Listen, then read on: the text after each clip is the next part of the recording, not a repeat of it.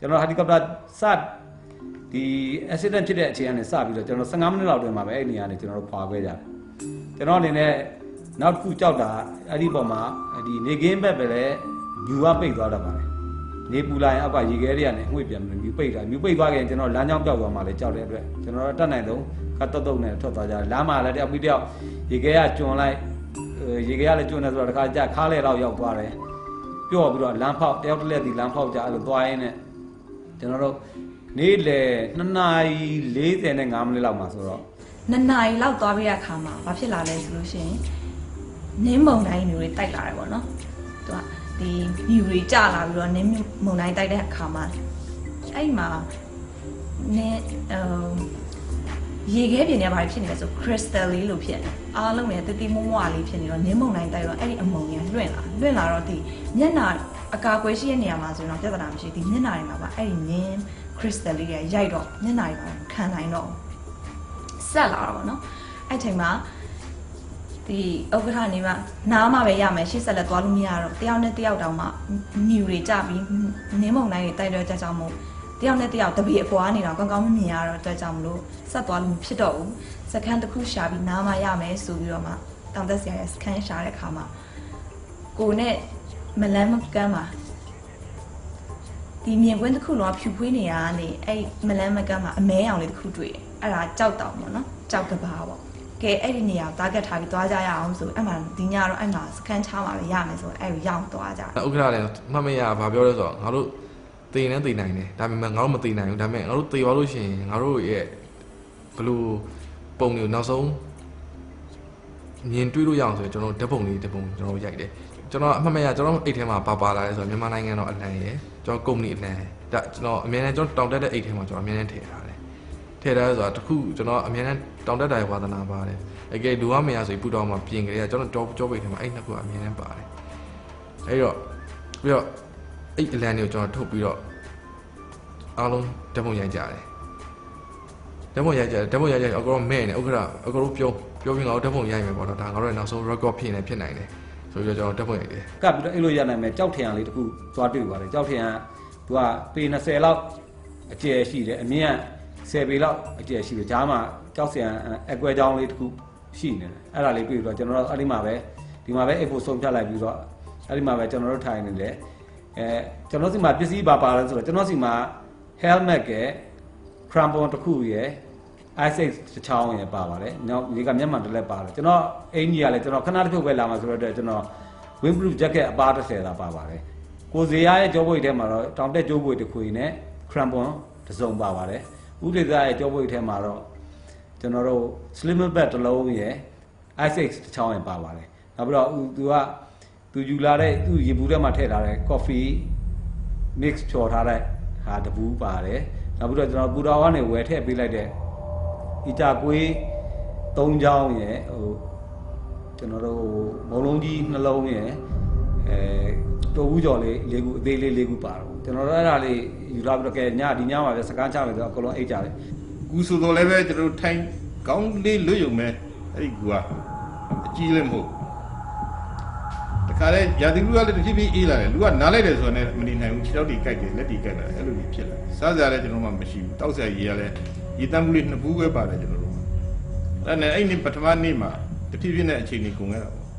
့အဲ့ဒီမှာရောက်ချင်းပဲဥက္ကဋ္ဌကသူ့အင်ဂျီကိုကပတိန်စီသူကိုချုပ်ပေးပါကပတိန်တို့မှအနွေးတယ်မပါဘူးဆိုပြီးတော့နောက်တစ်ခုက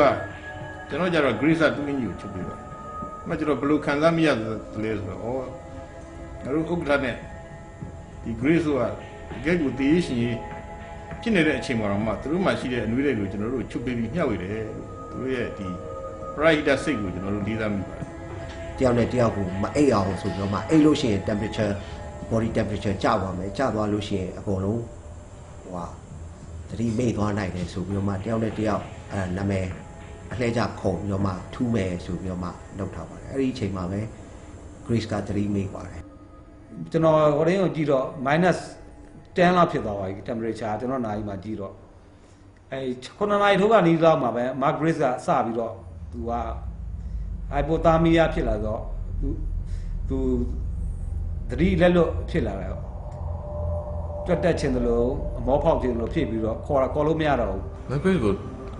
အဲ့ခေါ်တဲ့အချိန်မှာသူ့အတန်မကြောက်သူ့မကြောက်အောင်စိတ်ကိုဥက္ကဋ္ဌလည်းထားလာစီးပြီးတော့သူမအချင်မှသူကနှခမ်းလည်းဖြူနဲ့လုံးဝခေါ်လို့မရအောင်တော်တော်လည်းကျွန်တော်တို့လန့်အောင်ပါတယ်ဆိုတော့သူတခုဖြစ်ပြီဆိုပြီးတော့ကျွန်တော်ထင်လိုက်တယ်အကုန်လုံးပဲနိုင်မလားအဲ့ဥက္ကဋ္ဌ CPR ပေးရင်မတ်တွေပြီးတော့သူချက်တော့ဘာလို့အကုန်လုံးကိုချူရောအကုန်လုံးဖက်တွေချော့အင်ကြီးတို့ဘာလို့သူ့ရဲ့ဒီလက်တို့ဘာလို့အကုန်နွေးအောင်အကုန်လုံးဝိုင်းပြီးတော့စုပ်ထားသူချက်တော့ကိုလည်းအကုန်လုံးဖတ်တယ်ပြီးသူ့ရောက်အောင်နွေးအောင်လုပ်ပြီးတော့သူ့နှိုးနေ့ချိန်မှာသူကတော်သေးလို့အတန်ထွက်လာတဲ့အချိန်မှာသူဘာမှမဖြစ်ဘူးဆိုတော့သိလိုက်တယ်ပြီးတော့သူ့တခြားဟိုပြုတ်စီလေးပါလာပြုတ်စီလေးနည်းနည်းလေးနဲ့အဲသူ့ရှူခိုင်းမှာသူတက်တာပါတက်တာပိုင်းဆိုတော့သူပုံမှန်ပြန်ဖြစ်ပါပုံမှန်ပြန်ဖြစ်သူ့နွေးအောင်ဆိုပြီးတော့အလှည့်ကြစီပဲကျွန်တော်ဒီစောင်းလေးတက်တက်လေးထဲမှာ6ကဟိုတယောက်ဟိုရောက်လိုက်ဒီရောက်လိုက်နဲ့ပူးပြီးနေရတယ်အဲ့ဒါမက်ဂရစ်ကဒီအပေါ်ဒီခန္ဓာကိုယ်ကြောင့်ဥက္ကဋ္ဌနဲ့ကိုကပလီမောင်တန်းကပူးကတ်ထားမက်ဂရစ်ခြေထောက်ကိုကျွန်တော်သူ့ခြေထောက်ကိုကျွန်တော်ဖတ်ထားနောက်ဆုံးတော့ကျွန်တော်ထင်15မိနစ်လောက်မှာသူသတိပြန်ရလာတယ်သတိပြန်လာတော့ Grace အောက်ကိုပြန်ဆင်းရင်အပေါ်မှာအောက်ဆီဂျင်နည်းတယ်ဆိုပြီးတော့သူကဒီကျွန်တော်တို့ဘေးကိုကျွန်တော်အစွန်ဆုံးမှနေတယ်ကျွန်တော်ဘေးကိုရောက်လာတယ်နောက်အလဲမောက်ဥက္ကဋ္ဌကိုပြီးလို့ရှိရင်ကပလင်စီသူနဲ့ဥပကစီရဟုတ်ညမောင်လာတော့ temperature ပို့ပြီးတော့မှကျလာပါတော့ကျလာတော့ပို့အေးလာတယ်ပို့ခဲလာတော့အဲ့ကဲရိုက်တဲ့တန်ကြားတော့ Grace ရတယ်ပေါ့နော်မကြားတော့အားလုံးကလည်းဒါ Grace ခဏအိပ်ပျော်သွားတယ်ပေါ့နော်အဲ့လိုထက်နေဆိုတော့နာမည်ခေါ်ကြတယ်ပေါ့နော် Grace ကိုအညမှာခေါ်ကြတော့ Grace ကဘာဖြစ်လာလဲဆိုတော့သူတို့ခေါ်တဲ့အတန် Grace ကကြားတယ်ဟိုခေါ်နေကြတယ်ပေါ့နော်ဒါပေမဲ့ပြန်ထူးကျင်တယ်ထူးလို့မရတော့ဘာဖြစ်လို့လဲဆိုတကူလုံးကခင်းနေပြီကိုလည်းသူတို့ပြောနေတဲ့ဟာကိုလည်းကိုကကြားရတယ်ဒါပေမဲ့ Grace ကပြန် reply လုပ်မရအောင်အဲ့ဒီမှာ Grace ကအရင်ဝမ်းနေလာကိုစိတ်ကိုလည်းအော်မရတော့သွားပြီထင်တယ်ပေါ့နော်ဆိုတော့သူတွေဝိုင်းပြီးပြုစုကြတယ်ပြုစုကြတဲ့အခါမှာနောက်ဆုံးကျတော့ပြန်သတိလဲလာတယ်ပေါ့နော်အဲ့ချိန်မှာအားလုံးပြန်ကျေးဇူးတင်ပါတယ်အဲ့ချိန်မှာ Grace ကိုပြန်ပြီးတော့မှဟိုမခေါ်ကြဘူးနိုးအောင်မခေါ်ကြဘူးဆိုလို့ရှိရင်အဲ့ချိန်မှာပါ Grace ကအဲ့ညမှာကလေးကမရှိတော့ဘူးပေါ့နော်အဲ့ညမှာ Grace ကိုနိုးတဲ့အတွက်ကျေးဇူးတင်ပါတယ်ဟုတ်ပါရဲ့လားသူဝိုင်းဝဲပြုစုပြီးတော့မှပြန်သတိရနာမည်ခေါ်နေတဲ့အချိန်မှာပဲကျွန်တော်သတိလဲသွားပါတယ်အဲ့တော့ကျွန်တော်ဘေးမှာဇေယျရှိတဲ့အတွက်ဇေယျကျွန်တော်ဒါ mouth to mouth respiration လုပ်လိုက်တဲ့အတွက်ကျွန်တော်ပြန်သတိရအဲ့ဒီအချိန်မှာကျွန်တော်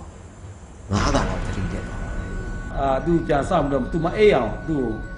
စကားတွေဝိုင်းဖွဲ့ပြောပြီးတော့ကျွန်တော်နေည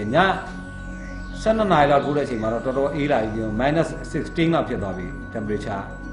အဲ့ဒါနဲ့ဥဒေသားကတော့သူပြောပိတ်ထဲမှာပါတယ် slim bag ကိုထုတ်ပြီးတော့သူအရှိက4ယောက်က slim bag နဲ့ကာအိတ်တယ်ဂျားတဲ့အကွဲကြောင်းထဲမှာ2ယောက်ကဝင်အိတ်တော့ဒီတိုင်းပဲကျွန်တော်တို့အိတ်ရအဲ့ဒီညတော့ကျယ်တွေ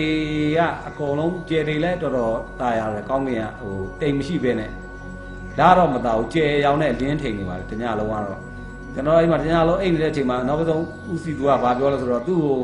ကိုဒီစကားမှပဲထားခဲ့တော့သူကတော့မလိုက်နိုင်တော့ဘူးပေါ့နောက်တရက်ဆိုရင်အားလုံးသူ့ကိုမအိတ်အောင်တညလုံးစကားတွေနောက်ပြောင်းပြီးတော့ပြောကြတယောက်နဲ့တယောက်လည်းအိတ်တယ်ဆိုပေမဲ့အဲ့လိုမရဘူးအကုန်လုံးချမ်းပြီးတော့တုံနေတော့မိကနေဖြစ်သွားလိုက်ပြန်နိုးလိုက်နေပဲအဲ့ဒါနဲ့ကျွန်တော်တို့ဒီတညလုံးကတော့ဒုက္ခခံပြီးအဲ့ဒီညကတော့အဲ့ဒီကြောက်ထရမှာပဲဖြစ်တယ်လို့အကုန်လုံးအိတ်လိုက်ကြတော့ဒီလစ်ပြီဆိုတဲ့အချိန်မှာကျွန်တော်တွက်လိုက်တယ်ဒါရေရှည်နောက်ရက်တွေခရီးဆက်သွားရင်တော့ဒါကိုကဒုက္ခသိလို့ဖြစ်နေတယ်အဲ့တော့အဲ့ဒါဥက္ခရပြောတယ်ဥက္ခရကျွန်တော်တို့ထားပြခဲ့တော့ဆက်မခေါ်သွားနဲ့တော့ဒီမှာပဲထားလိုက်တော့ဒါနောက်ကြရင်တော့သူ့ဟာသူအရှင်ပြေတဲ့တရက်မှာတော့ဟိုလာအလောင်းလာကောက်လိုက်ဟာအဲ့မှာလေဥက္ခရလည်းဟာအခုပေါက်တက်ခဲ့ရမှာပြောပါတဲ့ကျွန်တော်တို့ဟိုဟာဖြစ်ပါတယ်ဆိုပြီးတော့ပြောပါတယ်ဒါပေမဲ့ကိုကတော့ကို့ဘာကိုအခြေအနေကိုကြည့်လိုက်တယ်